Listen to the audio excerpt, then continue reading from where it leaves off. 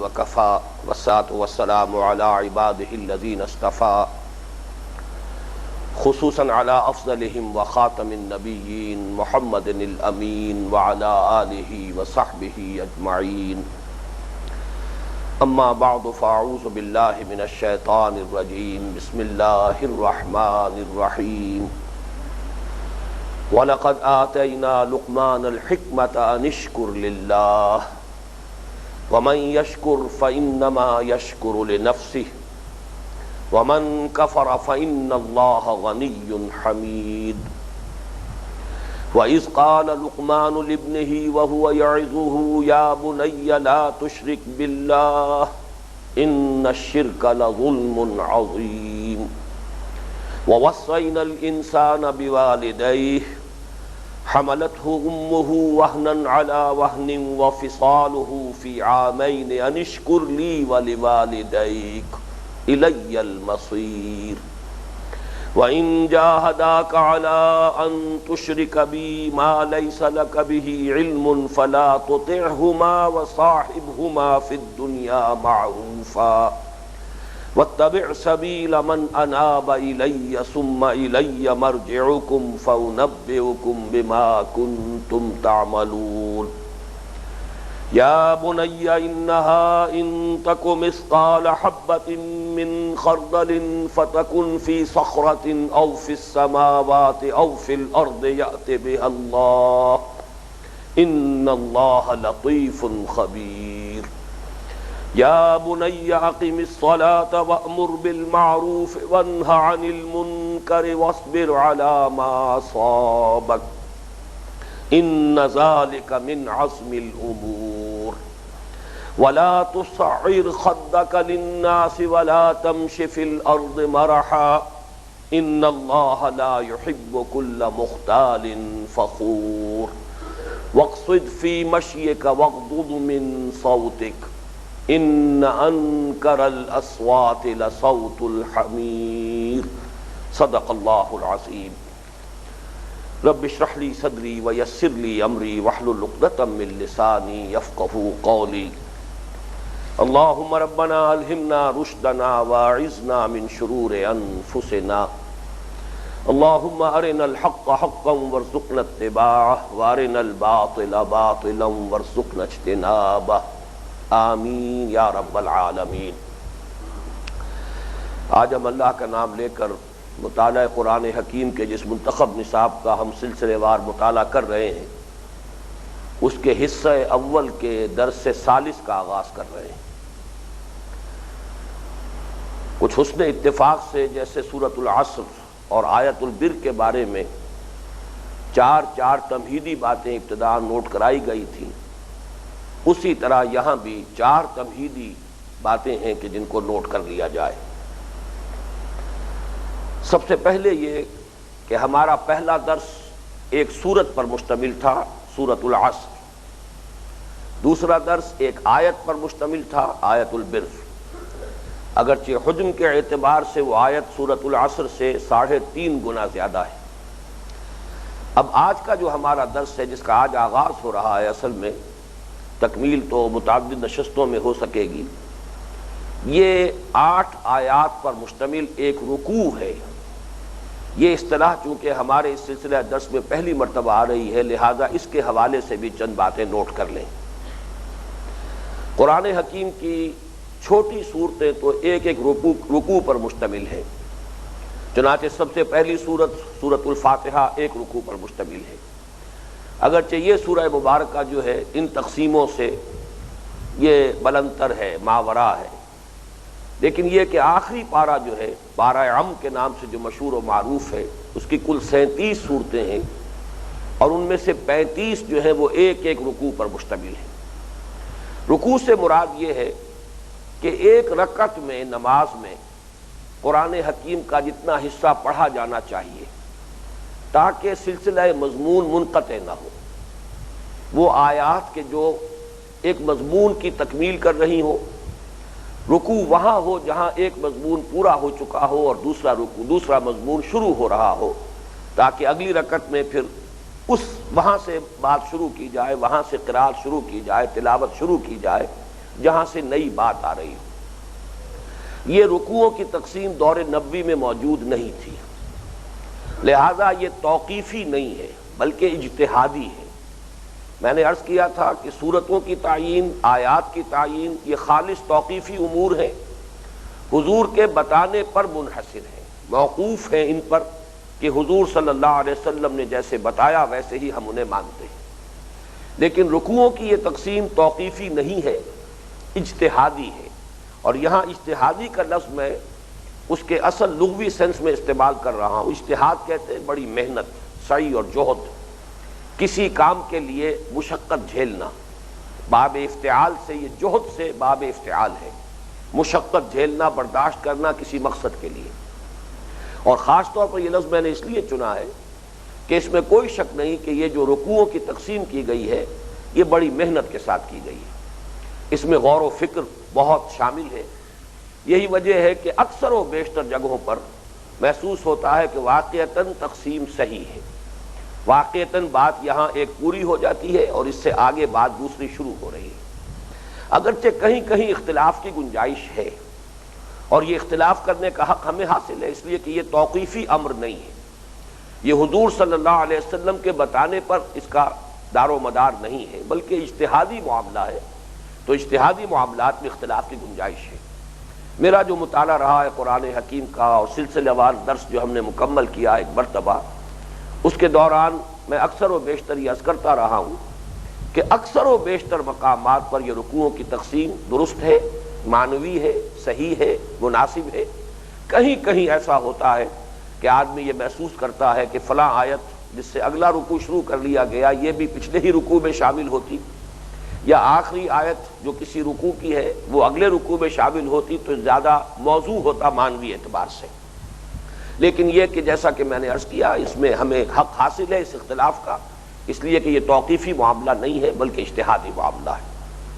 اگرچہ میں نے یہاں ایک اپنے سامنے نقشہ مرتب کر کے رکھا ہوا ہے، قرآن حکیم کی صورتیں 114، ان کی یہ تقسیم کہ 35 صورتیں سورہ فاتحہ کے علاوہ ایک ایک رکوعوں پر مشتمل ہیں، اور یہ سب آخری پارے میں ہے۔ سورہ عبس سے شروع ہوتا ہے ایک ایک رکوعوں کا سلسلہ سورتوں کا، اور پھر وہ سورۃ الناس پر جا کر ختم ہوتا ہے۔ اس سے پہلے 20 صورتیں ہیں تسلسل کے ساتھ جو دو دو رکوعوں پر مشتمل ہیں، 2 صورتیں آخری پارے میں شامل ہیں، 11 صورتیں 19ویں پارے کی ہیں، اور اس طریقے سے 7 صورتیں وہ ہیں کہ جو 28ویں پارے میں ہیں، یہ 20 کی تعداد بنتی ہے۔ مزید برآں ایک صورت ہے جو 27ویں پارے میں 2 رکوعوں پر مشتمل ہے، وہ سورۃ الطور ہے، اور ایک ہی صورت ہے 26ویں پارے میں سورۃ الحجرات۔ بہرحال یہ صرف ایک اعداد و شمار کے اعتبار سے دلچسپی کی بات ہے، اس کے اندر سوائے اس کے کہ ہم یہ سمجھیں کہ ترتیب مصحف میں یہ بات ملحوظ رکھی گئی ہے بائی اینڈ لارج بحیثیت مجموعی کہ سب سے بڑی سورت سورہ بقرہ 40 رکوعوں پر مشتمل، یہ بالکل آغاز میں رکھی گئی ہے، اور چھوٹی صورتیں جو ایک ایک رکوع پر مشتمل ہے وہ آخر میں رکھی گئی ہے۔ چونکہ یہ رکوعوں کے بارے میں اس وقت گفتگو ہو گئی ہے، اور جو اس کے بعد ایک اور تقسیم جو ہے مصحف کی، جو پاروں کی تقسیم ہے، 30 پاروں پر یہ مصحف مشتمل ہے۔ چونکہ ہمارے اس درس قرآن کے سلسلے میں کوئی ایک پارہ جو ہے تسلسل کے ساتھ زیر درس نہیں آنے والا، گویا کہ یہ اصطلاح ہمارے ہاں اس سلسلہ درس میں استعمال نہیں ہوگی، لہذا میں مناسب سمجھتا ہوں کہ اس کے بارے میں بھی چند باتیں اسی مرحلے پر عرض کر دوں۔ یہ جو 30 پاروں میں قرآن مجید کی تقسیم ہے، یہ غیر توقیفی بھی ہے، غیر اجتہادی بھی ہے۔ اس میں تو معلوم ہوتا ہے کوئی محنت، کوئی مشقت، کوئی اصول، کوئی معنوی تقسیم، کسی بھی پہلو سے کسی بھی بات کو مد نظر نہیں رکھا گیا، بلکہ جس شخص نے بھی یہ تقسیم کی ہے واللہ عالم کون تھا، کہ اس کے پاس کوئی مصحف تھا جس میں اس نے صفحات گن کر برابر برابر، سوائے اس کے کہ پارہ عم تو ذرا مختلف ہے، وہ طویل ہے، باقی سب کو برابر برابر صفحات میں تقسیم کر دیا ہے۔ نتیجہ یہ نکلا ہے کہ بعض جگہوں پر یہ تقسیم بڑی بھونڈی ہے، اس لیے کہ سورتوں کی فصیلیں توڑ دی گئی ہیں۔ 14واں پارہ جو مشہور ہے ربما، یہ ربما کا لفظ جو ہے یہ سورہ حجر کی دوسری آیت کا پہلا لفظ ہے، تو عجیب تقسیم ہے وہاں پر کہ سورہ حجر کی ایک آیت جو ہے وہ 13ویں پارے میں ہے، اور دوسری آیت سے 14واں پارہ شروع ہو رہا ہے۔ تو واقعہ یہ ہے کہ یہ تقسیم جو ہے پاروں کی، یہ میں نے الفاظ استعمال کیے تھے، غیر توقیفی تو ہے ہی، غیر اجتہادی بھی ہے، اس میں کوئی محنت جو نہیں کی گئی، بلکہ یہ کہ ایسے ہی خالص آربیٹریریلی بالکل الٹپ تقسیم کی گئی ہے۔ یہی وجہ ہے کہ اکثر عرب ممالک میں جو مصحف طبع ہوتے ہیں ان میں یہ پاروں کی تقسیم موجود ہی نہیں ہے۔ ہم ہندوستان پاکستان کے جو عام قاری ہیں اکثر و بیشتر گھبرا جاتے ہیں کہ جب کہیں باہر کے چھپے ہوئے نسخے قرآن مجید کے ہمارے سامنے آئے اور ان میں یہ تقسیم نہیں ہوتی۔ البتہ حال ہی میں جو سعودی عرب میں ایک بہت بڑا ادارہ قائم ہوا ہے قرآن مجید کے طباعت اور اشاعت کا، مجمع ملک فہد کا مجمع مشہور ہے وہ اس نام سے، اس نے جو لاکھوں کی تعداد میں ایک مصحف طبع کر کے عام کیا ہے اور اس کو پھیلایا ہے، تقریباً ہر حاجی کو وہ ہدیتاً دیتے ہیں، بہت عمدہ کاغذ پر، بہت ہی اعلیٰ آرٹ پیپر ہے، بہت عمدہ طباعت ہے۔ ان کا معاملہ یہ ہے کہ انہوں نے یہ پاروں کی تقسیم تو رکھی ہے، لیکن یہ ہے کہ اس میں کچھ تصحیح کر دی ہے۔ چنانچہ 14واں پارہ ان کا سورہ ہجر کی پہلی آیت سے شروع ہوتا ہے، وہ ربع ماہ سے شروع نہیں ہوگا بلکہ سورہ ہجر کے آغاز سے شروع ہو جاتا ہے۔ یہ اصلاح بھی کی ہے۔ مزید انہوں نے رکوعوں کی تقسیم بھی نہیں کی، بلکہ ہر پارے کو 2 حزبوں میں تقسیم کیا ہے، گویا کہ وہاں اگرچہ پارے بھی ہیں، اجزاء جز 30 جز ہے، اور 30 جز جو ہے وہ 60 احزاب پر مشتمل ہے۔ پھر ہر حزب کو انہوں نے تقسیم کیا ہے، جیسے ہمارے ہاں ہوتا ہے ربع اور نصف اور پھر ثلاثہ، انہوں نے ہر حزب کو تقسیم کیا ہے 4 حصوں میں، کہ ربع حزب ہے، یہ نصف حزب ہے، یہ ثلاثت اور ارباع حزب ہے، اور یہاں حزب مکمل ہو گیا۔ گویا کہ ہر پارے کے انہوں نے اس طرح 8 حصے کیے، لیکن یہ بھی صرف تلاوت کے لیے ہے، ظاہر بات ہے کہ اس میں بھی معنوی تقسیم کو پیش نظر نہیں رکھا جا سکتا۔ تو یہ صرف ایک عام دلچسپی کی بات تھی جو میں نے آپ حضرات کے سامنے بیان کر دی۔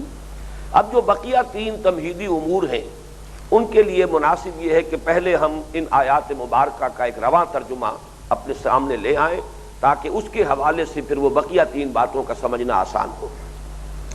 اب آپ ٹیکسٹ پر نگاہ جمائیں۔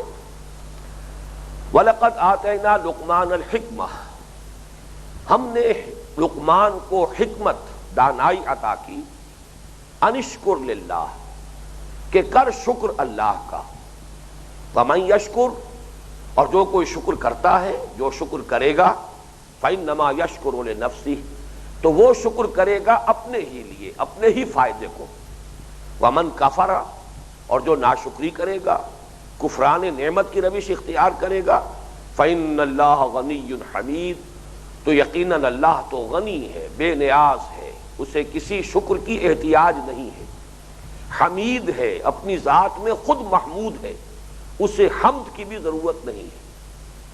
وَإِذْ قَالَ لُقْمَانُ لِابْنِهِ، اور یاد کرو جب کہ کہا تھا لقمان نے اپنے بیٹے سے، وَهُوَ يَعِظُهُ، اور وہ اسے نصیحت کر رہے تھے، یا بنی لا تشرک باللہ، اے میرے بچے اللہ کے ساتھ شرک مت کیجو، اللہ کے ساتھ کسی کو شریک مت کیجو، ان الشرک لظلم عظیم، یقیناً شرک بہت بڑی ناانصافی ہے۔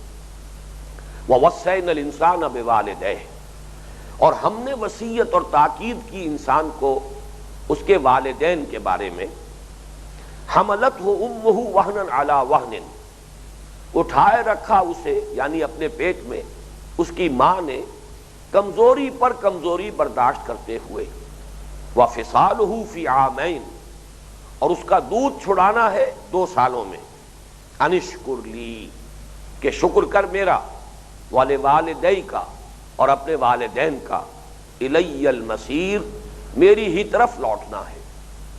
وَإِن جَاهَدَاكَ عَلَىٰ أَن تُشْرِكَ بِي مَا لَيْسَ لَكَ بِهِ عِلْمٌ، اور اگر وہ دونوں تجھ سے جھگڑیں، تجھ سے لڑیں اس پر کہ تو شریک ٹھہرائے میرے ساتھ ایسی ہستی کو جس کے لیے تیرے پاس کوئی علم نہیں، نہ کوئی عقلی دلیل، فطرت کی دلیل، نہ ہی کوئی منقول دلیل، ما لیس لک بہ علم فلا تطعہما، تو ان دونوں کا کہنا مت مان، وصاحبہما فی الدنیا معروفا، اور ان کے ساتھ دنیا میں رہ بھلے طور پر، واتبع سبیل من اناب الی، اور پیروی کر اس کے راستے کی جس نے میری طرف رخ کر لیا ہو، ثم الی مرجعکم، پھر میری ہی طرف تم سب کا لوٹنا ہے۔ فَأُنَبِّئُكُم بِمَا كُنتُمْ تَعْمَلُونَ، پھر میں تمہیں جتلا دوں گا جو کچھ کہ تم سب کرتے رہے تھے۔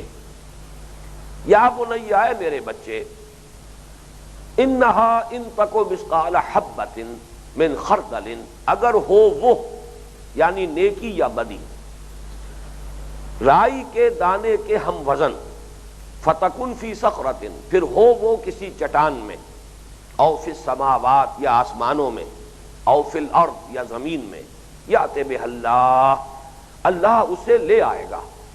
ان اللہ لطیف خبیر، یقیناً اللہ تعالی بہت باریک بین، ہر شے سے باخبر ہے۔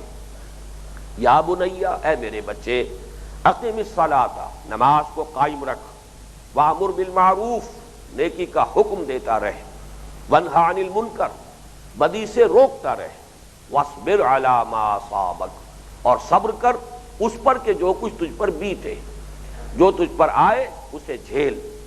ان ذالک من عزم الامور، یقیناً یہ بڑے ہمت کے کاموں میں سے ہے۔ ولا تصعر خدک للناس، اور اپنے گالوں کو مت پھلا لوگوں کے لیے، یعنی غرور اور تکبر کے ساتھ۔ ولا تمش فی الارض مرحا، اور مت چل زمین میں اکڑ کر۔ ان اللہ لا یحب کل مختال فخور، یقیناً اللہ کو بالکل پسند نہیں ہے اترانے والے اور شیخی خورے۔ وقصد فی مشیک، اپنی چال میں میانہ روی اختیار کر۔ وغضض من صوتک، اور اپنی آواز کو پست رکھ۔ ان انکر الاصوات لصوت الحمیر، یقیناً تمام آوازوں میں سب سے زیادہ ناپسندیدہ ناگوار آواز گدھے کی آواز ہے۔ اب اس ترجمے کو ذرا اپنے ذہن میں رکھیے، تو بقیہ جو تمہیدی امور ہیں اب ہم ان کی طرف آ رہے ہیں۔ دوسرا نقطہ یہ ہے تمہیدی کہ یہ مقام بھی قرآن مجید کے جامع ترین مقامات میں سے ہے۔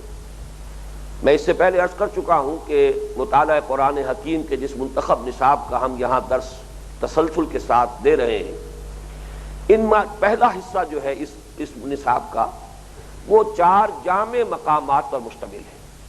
یہ جوامع الکلم ہے، جوامع الکلم من القرآن الحکیم۔ یہ جوامع الکلم کا لفظ ایک حدیث میں آیا ہے کہ حضور نے فرمایا اوتی تو جوامع الکلم، مجھے اللہ تعالیٰ نے بڑے جامع کلمات عطا کیے ہیں۔ بہت سی احادیث ایسی ہیں بڑی چھوٹی چھوٹی، چند الفاظ پر مشتمل، لیکن علم و حکمت کے بہت بڑے بڑے خزانے، انہیں حضور نے تعبیر کیا اللہ نے مجھے خاص طور پر یہ صلاحیت عطا فرمائی ہے۔ جیسے آپ نے یہ فرمایا انا افصح العرب، میں عرب کا فصیح ترین انسان ہوں، اللہ نے مجھے فصاحت اور بلاغت سے نوازا ہے۔ اسی طرح آپ نے فرمایا اوتی تو جوامع الکلم، مجھے بڑی جامع باتیں عطا ہوئی ہیں۔ تو جامع باتیں احادیث میں بھی ہے، اور یہ قرآن مجید کے یہ مقامات یہ بھی گویا کہ جوامع الکلم ہے، لیکن من القرآن الحکیم، اللہ تعالیٰ کے اس کلام پاک میں جامع ترین مقامات۔ اب آپ ذرا نوٹ کیجئے، تجزیہ کر لیجئے کہ سورۃ العصر میں جو 4 چیزیں آئی تھیں، لوازم نجات، شرائط فلاح، والعصر ان الانسان لفی خسر الا الذین آمنوا وعملوا الصالحات وتواصوا بالحق وتواصوا بالصبر۔ یہاں تجزیہ کیجئے ایمان کے ضمن میں اللہ کی توحید کا التزام، لا تشرک باللہ، شرک سے اجتناب۔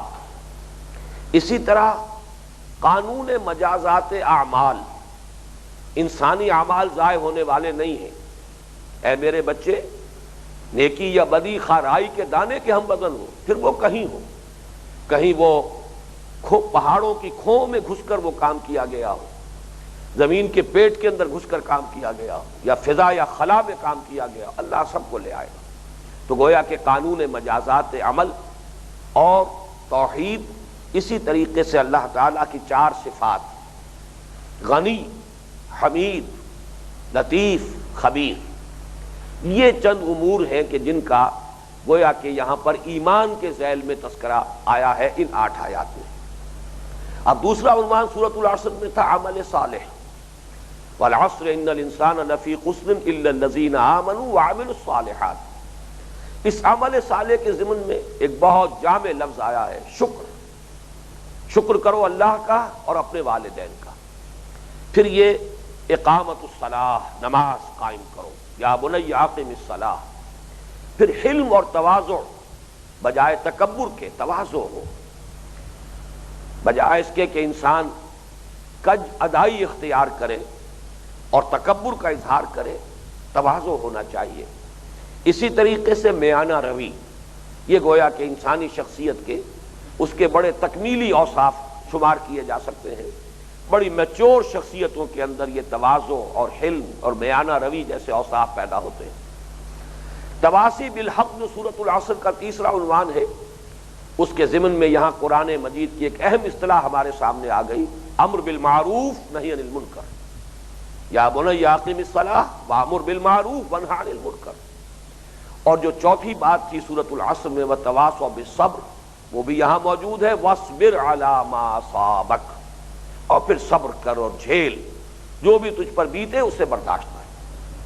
معلوم ہوا وہی چار امور جو سورۃ العصر میں تھے، وہی چار امور جن میں سے تین صراحتاً اور تین گویا کہ مقدر، ایک مقدر تھا، وہ آیت البر میں سامنے آئے، وہی چار امور صراحت کے ساتھ چاروں کے چاروں یہاں بھی موجود ہیں۔ اسی اعتبار سے ان کو بھی جوامع الکلم میں شمار کیا گیا، اور یہ ہمارے اس منتخب نصاب کے حصہ اول کا موضوع ترین درس ثالث ہے۔ اب آئیے تیسری بات، تمہیدی بات، ان 8 آیات کا مضمون کیا ہے، اس کا عنوان کیا ہے؟ جن حضرات کے پاس یہ منتخب نصاب کی کتاب موجود ہے وہ دیکھ سکتے ہیں کہ ہم نے عنوان قائم کیا مقام عظیمت۔ اصل میں یہ تدریجی ترقی ہو رہی ہے، تدریجی ارتقاء ہو رہا ہے۔ سورۃ العصر کے ذیل میں میں نے عرض کیا تھا کہ ایک بیس لائن ہے، وہ جو گراف کا ایک تصور ہے، بیس لائن ہے، پھر یہ کہ بلندی ورٹیکل لائن کے ساتھ اس کی بلندی کا معاملہ آتا ہے، اس کی کمیت کا معاملہ آتا ہے۔ ایمان، عمل صالح، تواصی بالحق، تواصی بالصبر، یہ بیس لائن ہے سورۃ العصر۔ اس سے ذرا اونچا مقام آیا، وہ ہے حقیقت بر و تقویٰ، یہ گویا کہ بلندتر مقام ہے۔ پھر اس سے اوپر بلندتر مقام آیا مقام عظیمت، یہ چونکہ انہی آیات مبارکہ میں لفظ آیا ہے ان ذالک من عزم الامور، ہمت کے کام، عظیمت کے کام، اولو العزم لوگوں کے کرنے کے کام۔ چوتھا درس آئے گا ہمارا، اور وہ سورہ حامی میں سجدہ کی 6 آیات پر مشتمل ہے یا 7 آیات پر۔ اس کا عنوان ہے حظ عظیم، بڑا نصیب، بہت اونچا مقام۔ یہ بھی در حقیقت اس درس کے اندر وہ لفظ موجود ہے کہ یہ وما یلقاها الا الذین صبروا وما یلقاها الا ذو حظ عظیم، تو حظ عظیم، بڑا نصیب، اللہ کی طرف سے جسے بڑا نصیب عطا ہوا، بہت بڑا جس کا رتبہ ہے۔ تو یہ تدریجاً اصل میں ارتقاء ہو رہا ہے اس منتخب نصاب کے حصہ اول میں جو جامع ہم نے دروس شامل کیے ہیں۔ لیکن اس کا ذیلی عنوان جو ہے اس منتخب نصاب والی کتاب میں آپ نے نوٹ کیا ہوگا، حکمت قرآنی کی اساسات، قرآن کا بنیادی فلسفہ کیا ہے، وہ کن پریمیسز پر اپنے فلسفے کو بلڈ کرتا ہے۔ پھر یہ کہ لفظ فلسفہ لفظ حکمت میں فرق کیا ہے، اس پر تفصیلی گفتگو بعد میں ہوگی، لیکن یہاں نوٹ کر لیجئے کہ ہمارے اس تیسرے درس کا عنوان مقام عظیمت اور حکمت قرآنی کی اساسات، وہ بنیادی مقدمات کیا ہیں جن پر قرآن اپنی حکمت کو، اپنی وزڈم کو، اپنے فلسفے کو اٹھاتا ہے، تعمیر کرتا ہے اس کی عمارت کو۔ اور اس میں خاص طور پر ایک نکتہ نوٹ کیجئے کہ ان آیات میں اس حقیقت کا بہت ہی عمدگی کے ساتھ اس بات کیا گیا ہے کہ قرآن حکیم کی جو بنیادی تعلیمات ہیں وہ فطرت انسانی کے ساتھ پوری مطابقت رکھتی ہے۔ فطرت انسانی میں اس کی اساسات موجود ہیں، فطرت انسانی کی ہی در حقیقت ایک مکمل تعبیر اور اس کی مزید تشریح اور توضیح ہے وہ تمام تعلیمات کہ جو قرآن مجید ہمارے سامنے پیش کر رہا ہے۔ تو یہ بہت اہم نکتہ ہے، یہ ان 8 آیات کا موضوع قرار پایا۔ اب آئیے چوتھا نکتہ، آیت البر میں آپ کو یاد ہے کہ حقیقت بر و تقویٰ پر جو بحث ہوئی وہ ایک خاص واقعے کے پس منظر میں ہوئی، ایک خاص واقعہ اس کے پس منظر میں تھا شان نزول میں، اور وہ واقعہ تھا تحویل قبلہ۔ یہاں جو مقام عظیمت کی وضاحت ہو رہی ہے یا قرآن مجید کی تعلیمات کا فطرت انسانی کے عین مطابق ہونا ثابت کیا جا رہا ہے، یا حکمت قرآنی کی جو اساسات یہاں معین کی جا رہی ہیں ان 8 آیات میں، تو ان کے پس منظر میں ایک شخصیت ہے، وہ شخصیت ہے حضرت لقمان کی۔ تو یہاں ہمیں چاہیے ذرا کہ حضرت لقمان کے بارے میں، ان کی شخصیت کے بارے میں چند باتیں نوٹ کر لیں۔ حضرت لقمان کی شخصیت کے بارے میں ایک معاملہ تو مختلف فی ہے، جس میں کچھ اختلاف ہے، ایک معاملہ متفق علیہ ہے جس پر پورا اتفاق ہے۔ اختلافی معاملہ یہ ہے کہ یہ کون تھے اور کس زمانے میں تھے۔ ایک رائے یہ ہے کہ ان کا تعلق عرب باعدہ سے ہے۔ یہ عرب کی اقوام کو 3 حصوں میں تقسیم کیا گیا ہے۔ ایک وہ قدیم زمانے کی عرب اقوام جن کا اب نام و نشان مٹ چکا، وہ ماضی کے دندلکوں میں گم ہو چکی، قوم عاد، قوم سمود، ان کو کہتے ہیں عرب باعدہ، مٹ جانے والے عرب۔ پھر ایک ہے عرب عاربہ، وہ عرب کے جو ابھی باقی ہیں، جن کی نسلیں موجود ہیں اور وہ اصل عرب ہیں، یعنی جب سے انسانی تاریخ کا علم حاصل ہے وہ عرب جزیرہ نمائے عرب ہی میں مقیم تھے۔ چنانچہ یمن سے جو قبیلے نکلے ہیں، وہ جو سد معارف جب ٹوٹا ہے اور جو سیلاب آیا ہے عظیم اور بڑی تباہی آئی ہے، پھر قبائل جو نکلے ہیں، اوس اور خزرج کے قبائل بھی انہی میں سے ہیں۔ یہ عرب عاربہ کہلاتے ہیں، جو ہمیشہ سے عرب میں آباد تھے جب سے تاریخ انسانی معلوم ہے۔ اور تیسرا حصہ ہے عرب مستعربہ، وہ عرب کے جو اصلاً عرب نہیں ہے، عرب ہو گئے۔ چنانچہ قریش جو ہے، خود حضور صلی اللہ علیہ وسلم کا جو خاندان ہے، آپ کا جو قبیلہ ہے، وہ اصلاً عرب نہیں ہے، اس لیے کہ حضرت ابراہیم علیہ السلام کی نسل سے ہیں آپ۔ حضرت ابراہیم عراق میں پیدا ہوئے، پھر انہوں نے اپنا مستقل مسکن جو ہے وہ فلسطین میں رکھا، وہ تو اپنے ایک بیٹے کو لا کر یہاں آباد کر دیا۔ ربنا انی اسکنت من ذریتی بواد غیر ذی زرع عند بیتک المحرم، حضرت اسماعیل کی نسل یہاں آباد ہوئی۔ تو یہ عرب مستعربہ کہلاتے ہیں۔ بہرحال یہ تو ایک معلوماتی شے تھی۔ ایک رائے یہ ہے کہ حضرت لقمان عرب تھے اور عرب باعدہ میں سے تھے، اور اس میں بھی 2 رائے ہیں۔ ایک تو یہ کہ قوم عاد جس شخص سے چلی ہے، جد امجد ان کا نام عاد تھا۔ عاد کا ایک بیٹا شداد، جس نے وہ جنت بنائی تھی جو ابھی حال ہی میں جو عمان کے علاقے میں جو ایکسکیویشن ہو رہی ہے، اور اس میں وہ شہر نکل آیا ہے جس کے 30 ستون ہیں، ارم ذات العماد التي لم يخلق مثلها في البلاد۔ تو وہ جو شہر جس نے آباد کیا تھا، جسے شداد کی جنت کہتے ہیں، وہ عاد کا بیٹا تھا۔ تو ایک رائے یہ ہے کہ عاد ہی کے دوسرے بیٹے یہ لقمان تھے۔ یہ بہت نیک تھے، سلیم الفطرت تھے، حکیم تھے، دانا تھے، اور پھر یہ کہ شداد کے بعد ان کی حکومت قائم ہوئی۔ ایک دوسری رائے جو اسی رائے کا دوسرا حصہ ہے، وہ یہ ہے کہ در حقیقت قوم عاد پر حضرت ہود علیہ السلام کے زمانے میں جب عذاب الہی آیا تو جو اہل ایمان بچ گئے تھے حضرت ہود کے ساتھی، ان میں سے کچھ وہ تھے کہ جو جزیرہ نمائے عرب کے شمال مغرب کی طرف چلے گئے، اور وہ عاد ثانیہ کہلاتے ہیں۔ قوم سمود انہی سے ابھری ہے، ان میں حضرت صالح بھیجے گئے۔ کچھ ان میں سے لوگ وہ تھے جو یمن میں جا کر آباد ہو گئے۔ اس یمن میں جو حکومت قائم کی ہے عاد کے بچے کھچے لوگوں نے، اہل ایمان نے، ان میں ایک بادشاہ حضرت لقمان نام کے ہوئے۔ گویا کہ یہ 2 رائے ہوئی، لیکن ان دونوں کو جمع کر لیجئے کہ اس رائے کی روح سے پھر حضرت لقمان عرب باعدہ اس سے تعلق رکھتے ہیں۔ یہ رائے مشہور مورخ اور صاحب مغازی محمد ابن اسحاق نے پیش کی ہے۔ ہمارے اس زمانے میں بھی 2 بڑے محقق جو اشخاص گزرے ہیں، اہل علم و فضل، ان دونوں نے اس رائے کو قبول کیا ہے۔ چنانچہ مولانا سید سلیمان ندوی رحمۃ اللہ علیہ نے ارض القرآن، ان کی ایک بڑی مارکۃ الآراء علمی کتاب ہے، اس میں اسی رائے کی تصویب کی ہے۔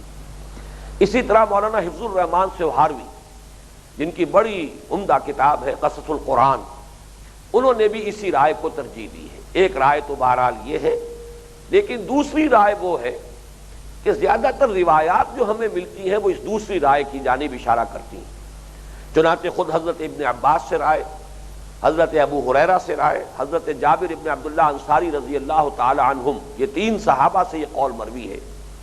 اسی طرح پھر تابعین میں سے سعید بن المسیب، حضرت مجاہد، حضرت اکرمہ، ان تینوں کی رائے بھی یہ ہے۔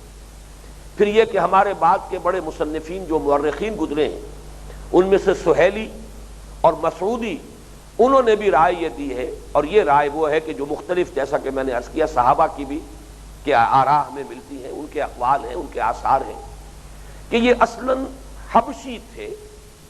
یہ سوڈان اور مصر کا جو علاقہ جہاں مل جاتا ہے، اصل میں قدیم زمانے میں یہ پورا مصر تھا. کہ سودان مصر یعنی یہ کہ در حقیقت مصر کا وہ علاقہ جہاں کے لوگ سیاہ فام ہے وہ سودان کہلاتا ہے، اسود سے سیاہ فام لوگ. اور مصری کا وہ علاقہ اس لیے کہ نیل تو در حقیقت ایک دریا ہے، اور سوڈان کی بھی ساری جو بھی زرخیزی ہے اسی کے طفیل ہے، اور مصر میں بھی جو حصہ زرخیز ہے وہ اسی کے طفیل ہے. تو اصل میں یہ ایک ملک بنتا ہے، لیکن بہرحال اس وقت دنیا میں دو ملکوں کے نام سے ہے، مصر اور سوڈان. تو مصر اور سوڈان کی سرحد کے قریب ایک علاقہ ہے، نوبیا کہلاتا ہے، یا وہ قبیلے کا نام نوبا. تو یہ نوبا کے قبیلے سے تعلق رکھنے والے نوبیا کے رہنے والے تھے، لیکن یہ پھر نقل مکان کر کے یہ جو علاقہ ہے جس کو ایلا کہتے ہیں، عقبہ، یعنی جو خلیج عقبہ جاتی ہے، بحر احمر جب دو حصوں میں تقسیم ہو جاتا ہے، خلیج سویس وہ مغرب کی طرف، شمال مغرب کی طرف بڑھ رہی ہے، اور خلیج عقبہ جو شمال مشرق کی طرف، تو اس کے مشرقی ساحل پر آ کر یہ آباد ہو گئے تھے. اس لیے ان کے اقوال، ان کی باتیں جو ہے اہل عرب میں پھر مشہور ہو گئی. جو روایات صحابہ سے ملتی ہیں اور تابعین سے، ان میں یہ بھی صراحت ہے کہ سیاہ فام تھے، نہایت پستہ قد تھے، بڑے موٹے موٹے ہونٹ تھے، پیشے کے اعتبار سے بڑھئی تھے. یعنی یہ کہ دنیاوی اعتبار سے جو چیزیں سمجھی جاتی ہیں کسی کے کمی اور حقارت کی، وہ ساری چیزیں ان میں بتمام و کمال موجود تھیں. لیکن نہایت حکیم اور دانا انسان. یہ اللہ تعالیٰ کی دین ہوتی ہے، جس کو چاہے نواز دے. اس اعتبار سے وہ حدیث میرے جب آج میں سوچ رہا تھا تو وہ حدیث پھر ذہن میں آئی کہ حضور نے فرمایا ہے کہ اللہ کے کچھ بندے ایسے بھی ہوتے ہیں جو کسی محفل میں بار نہ پا سکیں، کوئی ان سے رشتہ کرنا پسند نہ کرے، کہیں سفارش کرے تو کوئی ان کی بات سن کر نہ دے. لیکن اللہ کے ہاں ان کا یہ مقام ہوتا ہے کہ اگر کہیں بھولے سے کسی بات پر قسم کھا بیٹھیں تو اللہ ان کی قسم کی لاج رکھتا ہے. یہی گویا کہ ایک مثال ہے، پستہ قدمی ہے. جیسے حضرت بلال رضی اللہ تعالی عنہ، اب وہ بھی حبشی تھے، سیاہ فام تھے، لیکن یہ کہ یہ حضرت لقمان تو نہ صرف یہ کہ حبشی اور سیاہ فام، بلکہ نہایت پستہ قد اور بڑے موٹے موٹے ہونٹوں والے، اور پھر یہ کہ پیشے کے اعتبار سے بڑھئی، لیکن اللہ نے حکمت اور دانائی انہیں عطا کی. بہرحال یہ تو تھا ان کی شخصیت کے بارے میں جو اختلافی امر ہے کہ یہ کہاں کے رہنے والے ہیں، کس زمانے سے متعلق ہیں. یہ جو دوسری رائے ہے، اس رائے میں ان کا زمانہ معین کیا ہے، تقریباً 1000 برس قبل مسیح، حضرت داؤد علیہ السلام کے زمانے میں. ان کے ہم عصر ہیں، لیکن ان سے ان کا کوئی رابطہ، کوئی تعلق، کوئی ان کے ساتھ جو ہے ان کے قریبی مراسم کا کوئی کہیں ذکر نہیں ہے. یہ بات جو ہے اس دوسرے قول کے ساتھ نقل کر لیجئے، جمع کر لیجئے کہ ان کا زمانہ معین کیا گیا ہے حضرت داؤد علیہ السلام کا زمانہ، یعنی تقریباً 1000 یا 900 قبل مسیح.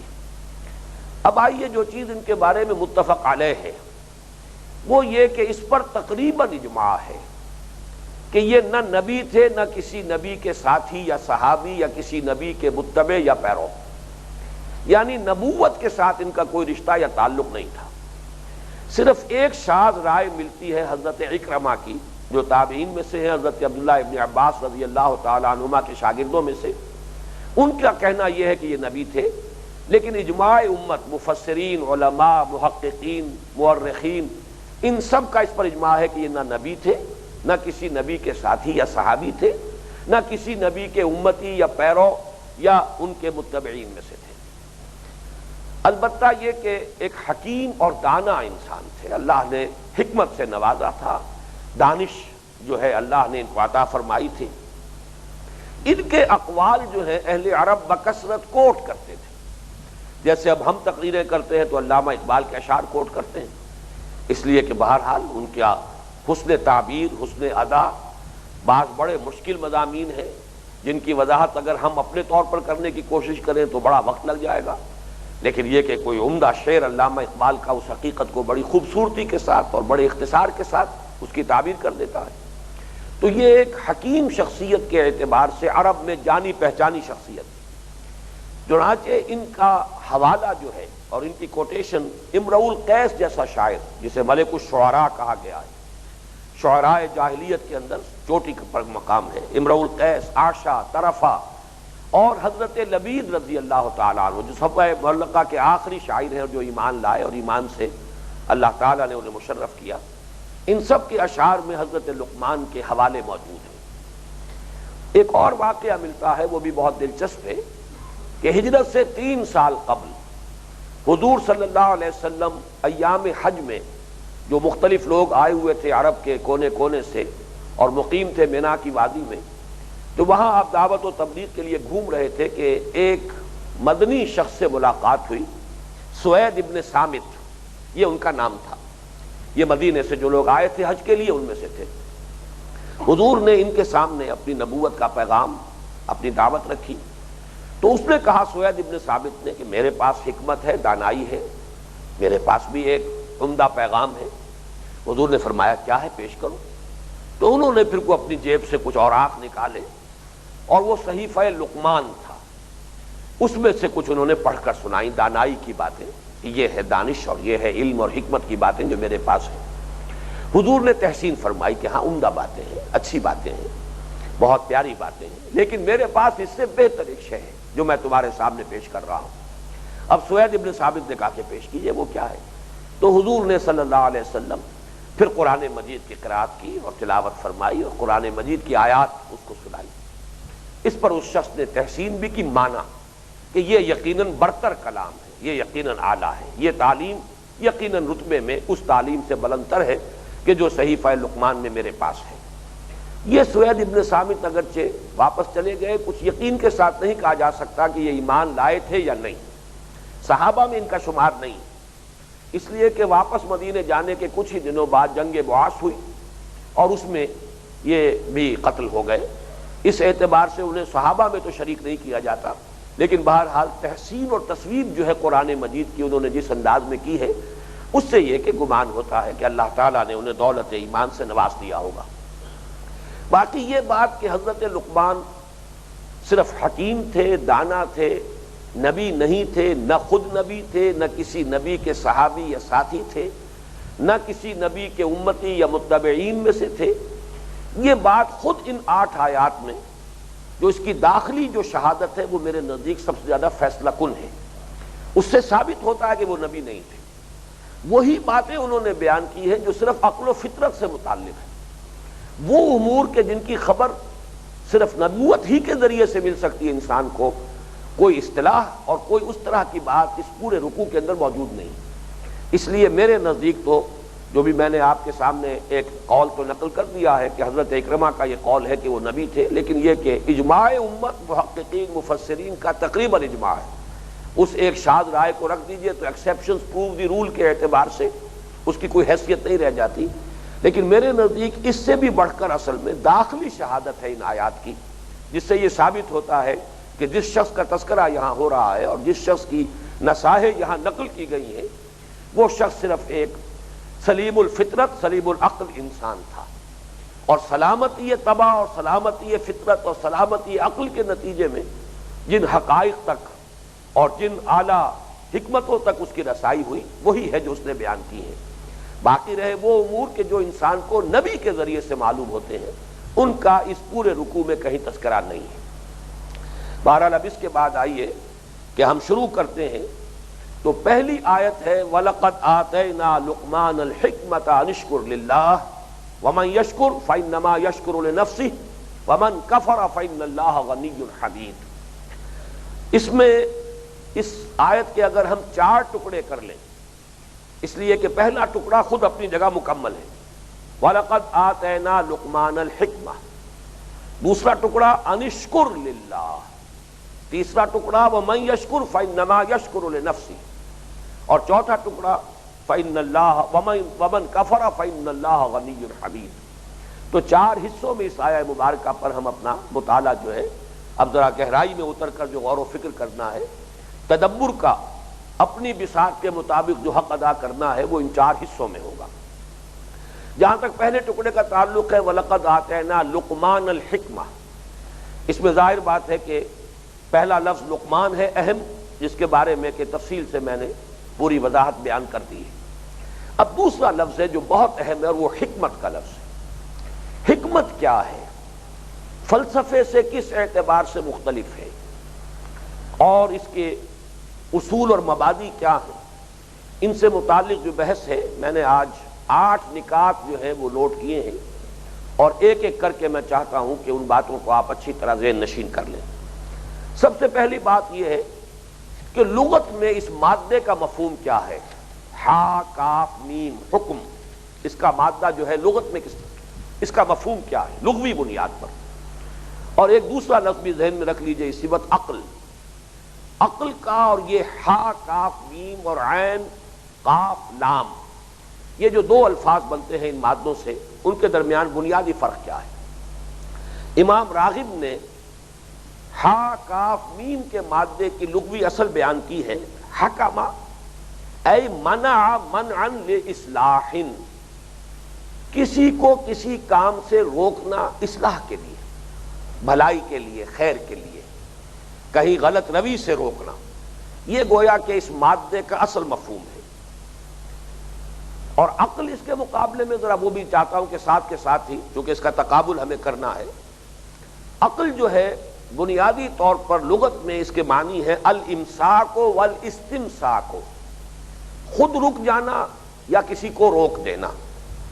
یہاں اصلاح ضروری نہیں ہے، کسی بھی روکنے کو، کسی بھی باندھ لینے کو یا بند جانے کو عقل سے تعبیر کیا جائے گا۔ مثلا کعقل البعیر بالعقال، جیسے کہ اونٹ کا گھٹنا باندھ دیا جاتا تھا یا باندھ دیا جاتا ہے آج بھی عقال کے ساتھ، رسی کے ساتھ۔ عقال وہ جو اہل عرب اپنے سر پر باندھتے ہیں، اور آج کل تو امراء ہوں اور ملوک ہوں، سلاطین، تو ان کے تو عقال جو ہیں بڑے سنہری ہوتے ہیں، بہت قیمتی ہوتے ہیں۔ لیکن اصل میں یہ عرب تمدن میں اس کی اصل بنیاد کیا ہے کہ بدو جب سفر کرتا تھا اونٹ پر تو ایک رسی اس کے سر پر بندھی رہتی تھی، جہاں وہ اترا اب وہ اونٹ کو کچھ باندھنا بھی چاہتا ہے کہ بھاگ نہ جائے، لیکن یہ کہ بالکل کسی جگہ پر کھڑا بھی رکھنا نہیں چاہتا، بلکہ چاہتا ہے کہ کچھ نہ کچھ ادھر ادھر سے، کوئی کیکر کا درخت ہے، کوئی اور جھاڑی ہے، وہاں سے جا کر کچھ وہ ناشتہ کر لے، کچھ اپنا پیٹ بھرے۔ تو وہ ایک اس کا پاؤں اس کو گھٹنے کے اوپر سے اس کو موڑ کر اور اس گھٹنے کے گرد وہ رسی باندھ دیتا تھا۔ اب وہ گویا کہ اونٹ 3 ٹانگوں کے اوپر کھڑا ہے، ایک ٹانگ اس کی بندھی ہوئی، وہ اچھل اچھل کر اچک اچک کر ادھر چلا گیا ادھر چلا گیا، بہرحال بھاگ نہیں سکتا، کہیں دوڑ کر نہیں جا سکتا۔ اب جب آگے اس نے سفر شروع کرنا ہے دوبارہ، تو وہ رسی وہاں سے کھولتا تھا اور اپنے سر پر باندھ دیتا تھا۔ سر پر ظاہر بات ہے کوئی عمامہ بھی ہے، اور تاکہ وہ ہوا میں جبکہ وہ سفر کر رہا ہو اڑ نہ جائے، اسی رسی سے وہ اپنے عمامے کو اپنے سر پر کس لیتا تھا، نیچا اترتا تھا، اسی رسی سے وہ اپنے اونٹ کا گھٹنا باندھ دیتا تھا۔ یہ عقال ہے۔ تو عقال سے اونٹ کا گھٹنا باندھ دینا یہ عقل ہے۔ اسی طریقے سے عقلت المرأۃ شعرہا، عورت نے اپنے بال گوندھ لیے، باندھ لیے، ورنہ بال جو ہے پریشان ہوں گے، ہوا کے اندر اڑیں گے۔ یہ گوندنا باندھنا، اس کے لیے بھی لفظ استعمال ہوتا ہے، عقلت المرأۃ شعرہا۔ اسی طریقے سے وقیل للحسن معقل، جس کی جمع معاقل ہے، کوئی ایسا قلعہ ہے جس کے گرد بڑی اونچی فصیل ہے، گویا کہ بہت محفوظ، اسے بھی معقل کہتے تھے، بندھی ہوئی جگہ، یعنی جس کے گرد پورا حصار موجود ہے اور حفاظت کا سامان ہے۔ اب یہ جو 2 لفظ آئے، حکم اور عقل، ان دونوں میں جو بنیادی فرق ہے اسے نوٹ کر لیجئے۔ دونوں میں ایک شے مشترک ہے، روکنا یا رکنا، لیکن عقل میں مضرت ظاہری یا مضرت مادی یا مضرت فوری سے بچنا یا بچانا، اور حکم کا لفظ آئے گا مضرت معنوی یا مضرت اخلاقی، کسی برائی سے روکنا یا رک جانا، کسی مضرت سے کہ جو انجام کار کے اعتبار سے مضرت بخش ہے۔ ایک چیز تو وہ ہے کہ فوری طور پر آپ کو تکلیف پہنچا دے گی، مادی طور پر، اس سے تو ہر شخص بچے گا، یہ کام عقل کا ہے۔ ایک ہے کہ جو ذرا دور جا کر اس کا نقصان ظاہر ہوگا، ہو سکتا ہے فوری طور پر تو وہ لذت بخش ہو، سینشول گریٹیفیکیشن آپ کو حاصل ہو رہی ہے، تلذذ، لیکن یہ کہ ذرا آگے چل کر اس کے جو آثار ظاہر ہوں گے، اس کے جو عواقب اور نتائج آئیں گے، وہ مضرت بخش ہوں گے، وہ نقصان دہ ہوں گے۔